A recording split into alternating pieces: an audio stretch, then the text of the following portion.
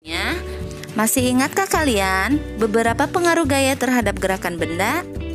Iya, beberapa pengaruh gaya terhadap gerakan benda antara lain: yang pertama, gaya mempengaruhi benda dia menjadi bergerak.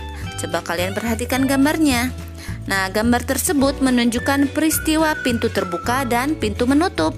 Dengan adanya gaya berupa dorongan dan tarikan, pintu bergerak, membuka dan menutup. Kemudian yang kedua, gaya mempengaruhi benda bergerak menjadi diam. Coba kalian perhatikan gambarnya. Gambar tersebut menunjukkan peristiwa bus dari melaju kemudian berhenti. Pada peristiwa itu, Pak sopir melakukan gaya dengan menginjak rem bus. Dengan gaya yang dilakukan Pak supir bus menjadi lambat lalu berhenti. Yang ketiga, gaya mempengaruhi perubahan bentuk benda. Coba kalian perhatikan gambarnya. Gambar tersebut menunjukkan peristiwa perubahan bentuk plastisin. Pada peristiwa itu, anak bermain plastisin dengan melakukan gaya membentuk berbagai bentuk dari plastisin. Dengan gaya yang dilakukan, plastisin menjadi berubah bentuk. Kemudian yang keempat, gaya memengaruhi perubahan arah gerak benda. Kalian perhatikan ya, gambar melambungkan bola ke atas dan memukul bola ke depan. Nah, gambar tersebut menunjukkan peristiwa perubahan arah gerak bola karena gaya yang diberikan pada bola. Pada peristiwa itu, bola dilambungkan ke atas sehingga bola bergerak ke atas. Kemudian bola dipukul ke depan sehingga bola bergerak ke arah depan. Nah, kalian dapat menemukan hubungan gaya dan gerak pada peristiwa di sekitar lingkungan rumah tempat tinggal kalian.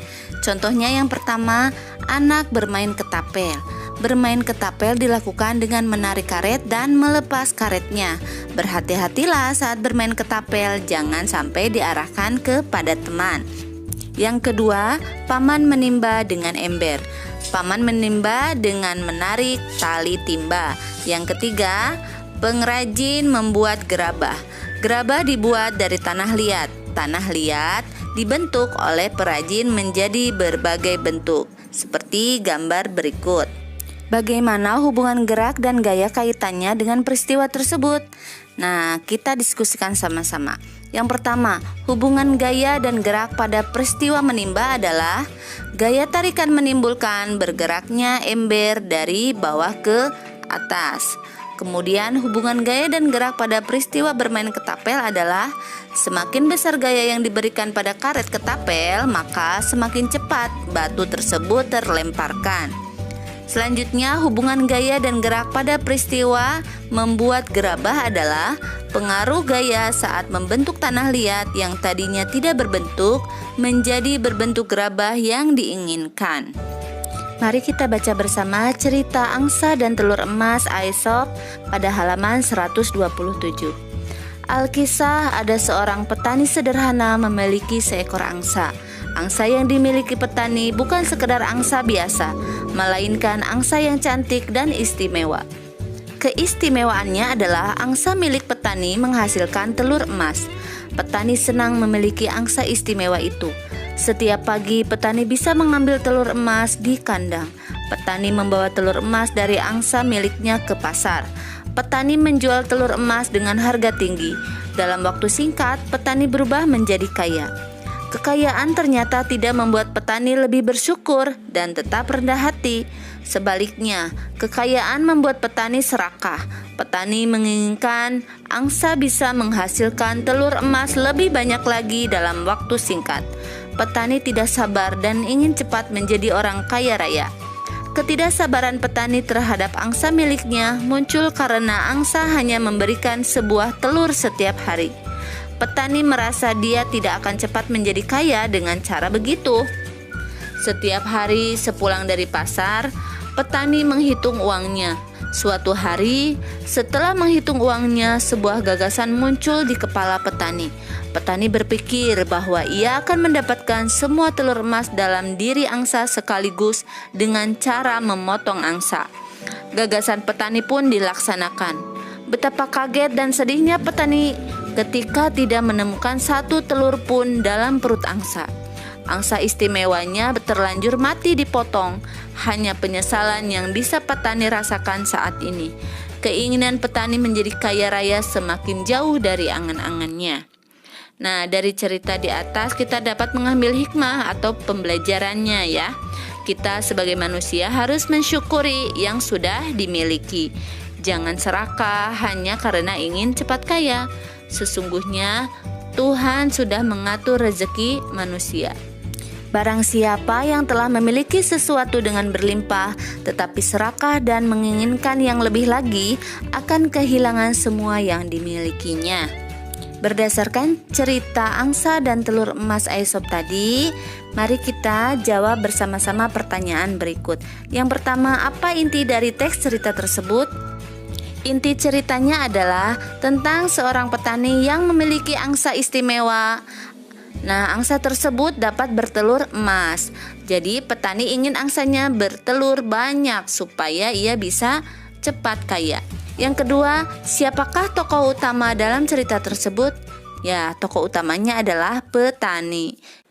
Yang ketiga, bagaimanakah sikap yang dimiliki oleh tokoh utama? Ya, tokoh utama memiliki sikap tamak dan tidak pernah merasa cukup. Tamak itu rakus ya. Yang keempat, bagaimanakah seharusnya sikap tokoh utama atas nikmat yang sudah ia peroleh? Ya, seharusnya ia bersyukur atas nikmat yang sudah ia miliki. Yang kelima, apa yang akan kamu lakukan jika menjadi tokoh utama dalam cerita tersebut? Tentunya saya akan bersyukur terhadap rezeki yang sudah saya terima. Cerita angsa dan telur emas tersebut merupakan cerita fiksi.